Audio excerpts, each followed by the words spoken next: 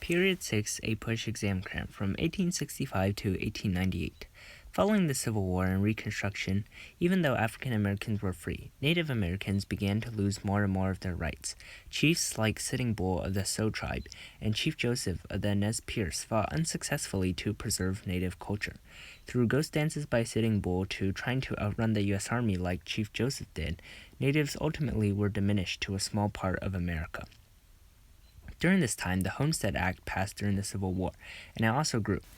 Anyone could get up to 160 acres of land if they lived on it and farmed it for 5 years, and many got free land out west. By the end of the century, though, historian Frederick Jackson Turner declared an end to this frontier time in the Turner Thesis.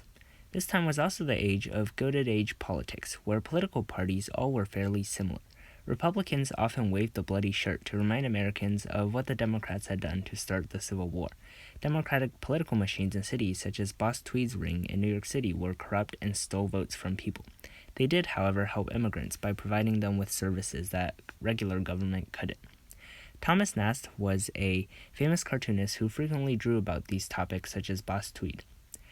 In the Compromise of 1877, the Republican Rutherford B. Hayes won the electoral standoff in exchange to end Reconstruction, and thus this effectively ended Reconstruction from Congress. Acts like the Pendleton Act were civil service reforms that were passed, aimed to clean up the spoils system in government and try to clean up the corruption. Politics during this time was very pro-business. They supported many robber barons, titans of big business, such as Andrew Carnegie, who was a steel magnate, John D. Rockefeller, oil, J.P. Morgan with banking, and Cornelius Vanderbilt with the railway system. These barons used techniques such as vertical and horizontal integration to beat out competitors. Carnegie used vertical integration to try to buy up every part of the steel production process from coal and iron ore, all the way up to railways to ship this steel. Rockefeller practiced horizontal integration by buying up all the smaller oil companies that were trying to compete against him. Government tried to respond by breaking up trusts through the Sherman Antitrust Act and monopolies, and to regulate interstate commerce through the Interstate Commerce Commission. This backfired at first, though. Labor movement also grew as well to counter this big business. Groups and labor unions like the American Federation of Labor, the AFL, organized workers to help bargain. However, workers revolted by themselves as well. The Haymarket Square riot and bombing was an 1886 explosion in Chicago that killed many people. Likely anarchists, people who don't want government, caused it, but labor unions and socialists took much of the blame. Eugene Debs was one of these socialists who wanted to help labor gain more rights. Eventually, he would organize the Pullman strike, when the Pullman Railroad Company in Chicago cut wages of workers while keeping living costs of the town where the workers lived the same. And even he ran for president soon after in the future. Another strike was the Homestead strike at a Carnegie steel mill. Pinkertons and other strike breakers eventually helped to break the strike, and it was unsuccessful. Even still, many robber barons participated in philanthropy. The social gospel was the promotion of helping the poor. Carnegie even wrote the Gospel of Wealth during this time as well. The Gospel of Wealth tried to call rich people to donate their wealth away. Inventors and thinkers also grew during this time. Thomas Edison was known as the Wizard of Menlo Park because he created many inventions, most notably the electrical light bulb.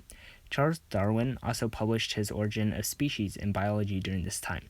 This, however, was used more in social studies, where it was adapted to social Darwinism, a belief that some people were more fit to be rich and have wealth in the world than others, and to succeed in business, and these were generally whites. Reformers tried to fix things, though, and they tried to fix things such as these thinkings. Florence Kelley advocated for and against child labor, and for the minimum wage to be increased in sweatshops. Booker T. Washington and W.E. Du Bois were African-American intellectuals who were helping blacks get more accustomed to life after the Civil War.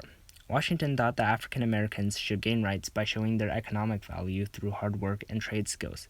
Du Bois, on the other hand, thought that they should get rights immediately by immediately advocating for social equality. Other movements, such as the Women's Christian Temperance Union, which was founded by Francis E. Willard, eventually led to the 18th Amendment and the Homestead Act, which started prohibition in the next time period. Settlement houses were also created by people like Jane Addams to help immigrants get accustomed to American life. In other parts of popular American culture, yellow journalism and fake news were widespread too. Communicators published extravagant headlines, oftentimes fake. This eventually would lead to the Spanish-American War. New immigration from Europe, both in Southern and Eastern Europe, contributed to nativism backlash. These nativist people really did not want these new immigrants to come over and sort of change the culture of America. New political parties such as the Populists grew from small farmers' alliances. These groups advocated for the common man that was suppressed by the interests of big business. They nominated William Jennings Bryan multiple times to become president. And it was also there that William Jennings Bryan gave his famous Cross of Gold speech in 1896 and became a hero for the Populists and Democrats alike. He advocated for bimetallism, which was the use of both silver and gold for currency. This was supposed to help farmers who were heavily in debt, and also free unlimited coining of silver. This was also to cause inflation, so once again, farmers' debts could be solved. Eventually, though, he didn't win, but the Democrats were able to adopt much of his ideals for later.